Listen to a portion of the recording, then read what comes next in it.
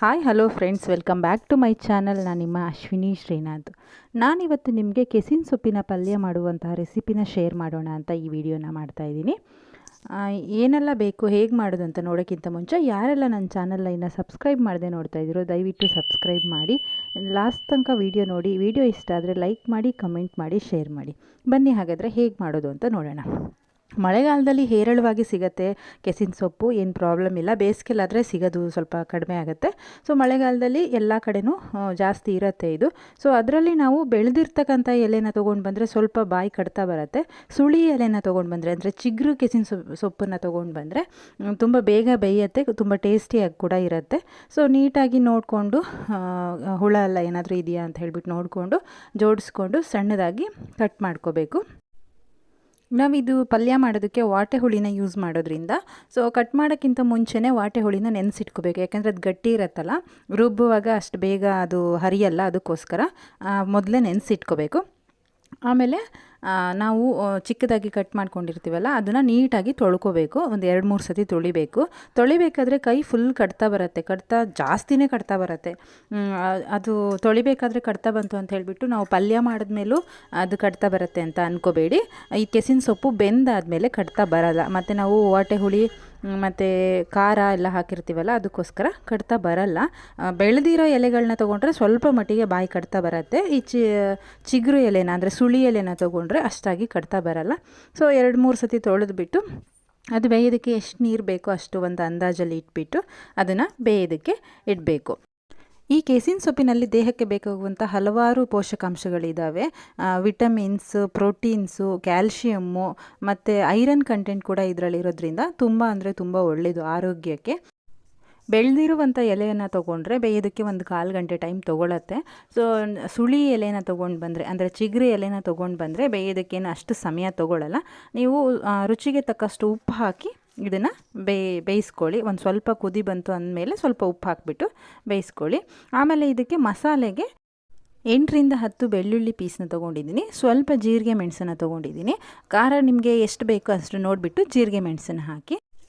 ಆಮೇಲೆ ನಾವು ಆವಾಗಲೂ ನೆನೆಸಿಟ್ಟಿರ್ತಕ್ಕಂಥ ವಾಟೆ ಹುಳಿಯನ್ನು ಅದಕ್ಕೆ ಹಾಕಿಬಿಟ್ಟು ಅದನ್ನು ಪೇಸ್ಟ್ ಮಾಡ್ಕೋಬೇಕು. ನೋಡಿ, 3 ಐಟಮ್ ಹಾಕೋದು, ಜಾಸ್ತಿ ಏನೂ ಇಲ್ಲ ಇದಕ್ಕೆ. ಸೊ ಪೇಸ್ಟ್ ಮಾಡಿ ಇಟ್ಕೊಂಡಿದ್ದೀನಿ. ಈ ಕೆಸಿನ ಸೊಪ್ಪು ತಿನ್ನೋದ್ರಿಂದ ನಮ್ಮ ದೇಹದಲ್ಲಿರುವಂಥ ಕಲ್ಮಶಗಳನ್ನು ಹೊರಗೆ ಹಾಕೋದಕ್ಕೆ ಇದು ಸಹಾಯ ಮಾಡುತ್ತೆ.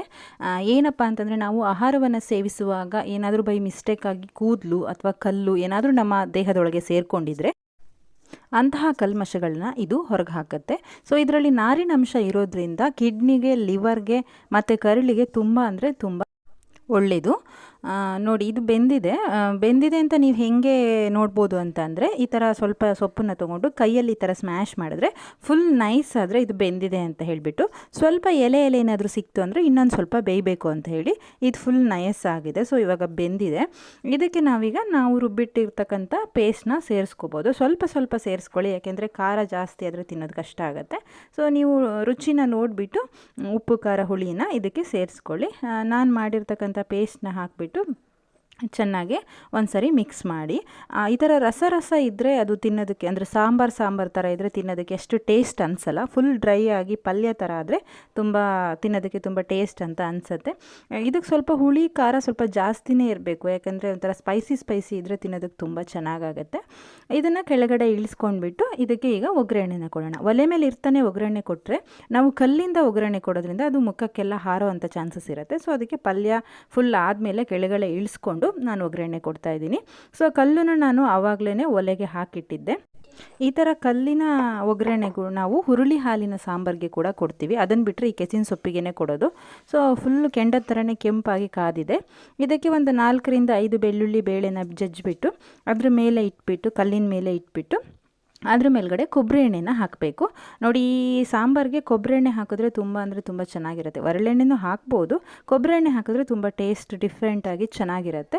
ಸೊ ಅದ್ರ ಮೇಲೆ ನಾವು ಕೊಬ್ಬರಿ ಎಣ್ಣೆನ ಹಾಕಿ ಈ ಥರ ಹೊಗೆ ಬರ್ತಾ ಇರುತ್ತೆ, ಹುಷಾರಾಗಿ, ಅಂದರೆ ದೂರದಿಂದ ಹಾಕಬೇಕು. ದೂರದಿಂದ ಪಲ್ಯದೊಳಗಡೆ ಹಾಕಿಬಿಟ್ಟು ಪ್ಲೇಟ್ನ ಮುಚ್ಚಿಟ್ಬಿಡ್ಬೇಕು. ಆ ಹೊಗೆ ಹೊರಗಡೆ ಹೋಗಬಾರ್ದು. ಸೊ ಒಂದು 5 ನಿಮಿಷ ಆದಮೇಲೆ ಅದನ್ನು ತೆಗೆದು ಚೆನ್ನಾಗಿ ಮಿಕ್ಸ್ ಮಾಡಬೇಕು. ಕಲ್ಲು ಒಗ್ಗರಣೆ ಕೊಟ್ಟಿರೋ ಘಮ ನಮ್ಮ ಮನೆಗಲ್ಲದೆ ಪಕ್ಕದ ಮನೆಗೆ ಕೂಡ ಹೋಗ್ತಾ ಇರುತ್ತೆ. ಅಷ್ಟು ಚೆನ್ನಾಗಿರುವಂಥ ಒಳ್ಳೆ ಫ್ಲೇವರ್ ಬರ್ತಾ ಇರುತ್ತೆ ಆ ಒಗ್ಗರಣೆಯಿಂದ. ಸೊ ಈಗ ಕೆಸಿನ ಸೊಪ್ಪಿನ ಪಲ್ಯ ರೆಡಿ ಆಯಿತು. ಮನೇಲಿ ಒಂದು ಸರಿ ಟ್ರೈ ಮಾಡಿ ನೋಡಿ. Thank you so much.